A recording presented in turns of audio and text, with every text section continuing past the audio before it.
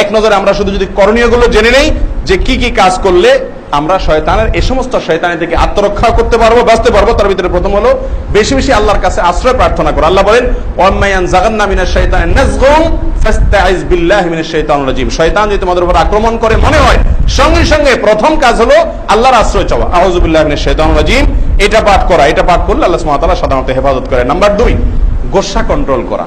গোসা এমন একটা জিনিস যে এর মাধ্যমে মানুষকে শয়তান বেঈমান বানিয়ে ছাড়ে।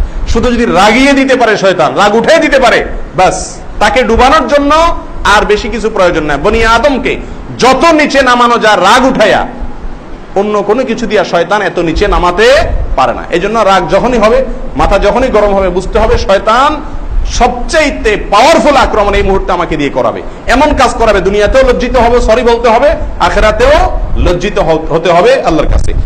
নাম্বার 3, আল্লাহর উপরে তাওয়াক্কুল করা। আল্লাহ সুবহানাহু ওয়া তাআলা বলেন ইন্নাহু লাইসা লাহু সুলতানুন আলাল্লাযিনা আমানু ওয়া আলা রাব্বিহিম ইয়াতাওয়াক্কালুন। শয়তানের কোনো প্রভাব থাকে না ওই ব্যক্তিদের উপরে যারা ঈমান আনে এবং আল্লাহর উপরে কি করে, তাওয়াক্কুল করে। টেনশন, পেরেশানি, অর্থের অভাব, সমস্যা, অসুবিধা, আল্লাহর উপরে ভরসা, আল্লাহ দেখবেন ইনশাআল্লাহ। আল্লাহ মুমিনের বন্ধু, অভিভাবক, আল্লাহ দেখবেন ইনশাআল্লাহ। এই তাওয়াক্কুল যদি থাকে শয়তান সেখানে ইন্টারফেয়ার করার বা ক্ষতি করার সুযোগ পায় না। নাম্বার 3, আযান। আযানের আওয়াজ শুনলে আমরা জানি যতদূর আওয়াজ যায় ততদূর শয়তান থাকতে পারে না, পালিয়ে যায়। এই জন্য বাসা বাড়ি ভাড়া নেওয়া, নির্মাণ অথবা বসবাসের ক্ষেত্রে আযানের আওতায় বসবাসের চেষ্টা করা।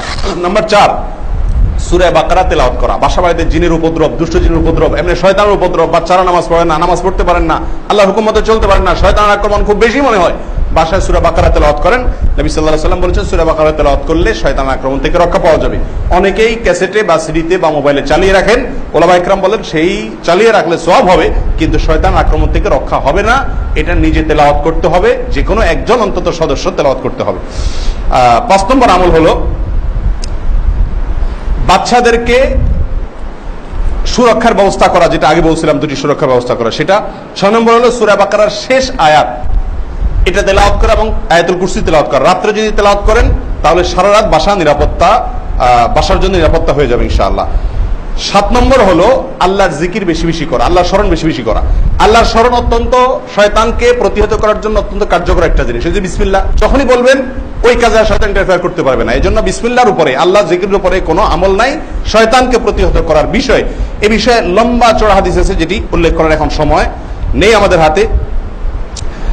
বিশেষভাবে বাসা বাড়ি, অফিস আদালতের দরজা প্রবেশের সময় এবং বন্ধ করার সময়, উভয় সময় বিশেষভাবে বিসমিল্লাহ বা আল্লাহর নামের জিকির করা। পাত্র ইত্যাদি, খাবারের পাত্র ঢাকা, এগুলো বিসমিল্লাহ বলা। আমরা কয়জন বলে থাকি এগুলো? প্রতিটি ইয়েতে, কাজে শুরুতে বিসমিল্লাহ বলা এবং শেষে বিসমিল্লাহ করা। যাই হোক, হাই যখন আসে, আমরা হাই যখন দেই তখন আল্লাহ স্মরণ করা, লা হাওলা ওয়ালা কুওয়াতা ইল্লা বিল্লাহ পড়া, আল্লাহ স্মরণ করা। যদি না করেন শয়তান সেখানে প্রবেশ করে। এরপরে বাসায় যখন আমরা প্রবেশ করি, বাসা থেকে যখন আমরা বের হই তখনও বিসমিল্লাহ বলা। যদি বলি তাহলে সেক্ষেত্রে শয়তান থেকে আল্লাহ সুবহানাহু ওয়া তাআলা আমাদেরকে সাধারণত হেফাজত করেন, এটাই অভিজ্ঞতা বলে। নফল সালাত বেশি বেশি বাসায় পড়া। নফল সালাত পড়লে শয়তান আক্রমণ থেকে আল্লাহ তাআলা রক্ষা করেন।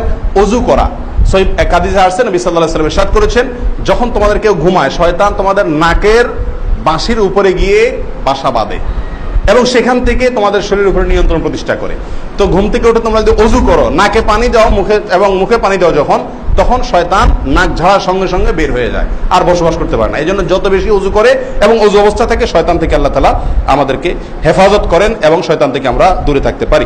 এরকম আরো বেশ কিছু আমল আছে যেগুলো সবগুলো হয়তো আজকে বলা সম্ভব হবে না, ইনশাআল্লাহ অন্য কোনো সময় আমরা শুনে নিব। আল্লাহ সুবহানাহু ওয়া তাআলা আমাদের সকলকে শয়তানের সর্বমুখে এবং বহুমুখী আক্রমণ থেকে হেফাজতে থাকার তৌফিক দান করেন। আকুলু কাওলি হাযা আস্তাগফিরুল্লাহ লি ওয়া লাকুম ওয়া লিসাইরিল মুসলিমিন।